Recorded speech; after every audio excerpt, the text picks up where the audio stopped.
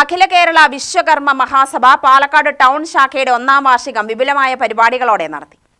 കദളിവനം ഓഡിറ്റോറിയത്തിൽ നടന്ന വാർഷിക പൊതുയോഗം മുനിസിപ്പാലിറ്റി ചെയർമാൻ പി സ്മിതേഷ് ഉദ്ഘാടനം ചെയ്തു. വിശ്വകർമ്മജരുടെ ഉന്നമനത്തിനു വേണ്ടി പ്രഖ്യാപിച്ചിട്ടുള്ള PM വിശ്വകർമ്മ പോലുള്ള പദ്ധതികൾ സമൂഹത്തിന്റെ നൈപുണ്യ വികസനങ്ങൾക്ക് കരുത്തേകിയതായി അദ്ദേഹം പറഞ്ഞു.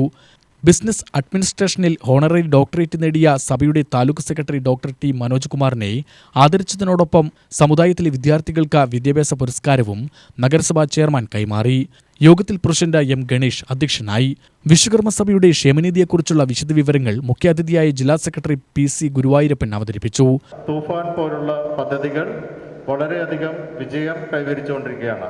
ഇപ്പോൾ നിങ്ങൾക്കറിയാം, കഴിഞ്ഞ ഒരു 10-15 ദിവസമായി കോടിക്കണക്കിന് രൂപയുടെ ലഹരി പദാർത്ഥങ്ങളാണ് പല സ്ഥലങ്ങളിൽ നിന്നായി കണ്ടെത്തുന്നത്. ഇതിനു മുമ്പും നടന്നിട്ടുണ്ടായിരുന്നു. പക്ഷേ നമ്മളത് ശ്രദ്ധിക്കാതെ പോകുന്നു. ഇത്രയും ലഹരി പദാർത്ഥങ്ങൾ നമ്മുടെ തലമുറകളെ തന്നെ, അതായത് വളർന്നു വരുന്ന കുട്ടികളെ തന്നെ അത് ദോഷകരമായി ബാധിക്കുകയും അവരുടെ കുടുംബ പശ്ചാത്തലങ്ങളും അതുപോലെ തന്നെ സാമൂഹികപരമായിട്ടുള്ള ഇടപെടലുകളും എല്ലാം നാശത്തിലേക്ക് നയിക്കുകയും ചെയ്യുന്ന ഒരു കാഴ്ചയാണ് നമ്മളിവിടെ കണ്ടുവരുന്നത്.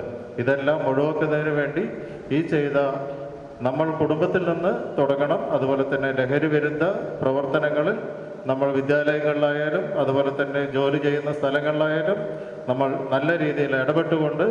താലൂക്ക് നോമിനി വി വിനോദിന്റെ നേതൃത്വത്തിൽ വിദ്യാർത്ഥികൾക്ക് ലഹരിവിരുദ്ധ സത്യപ്രതിജ്ഞ ചൊല്ലിക്കൊടുത്തു.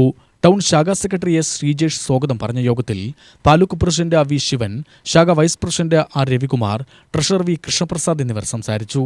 UTV news, Palakkad.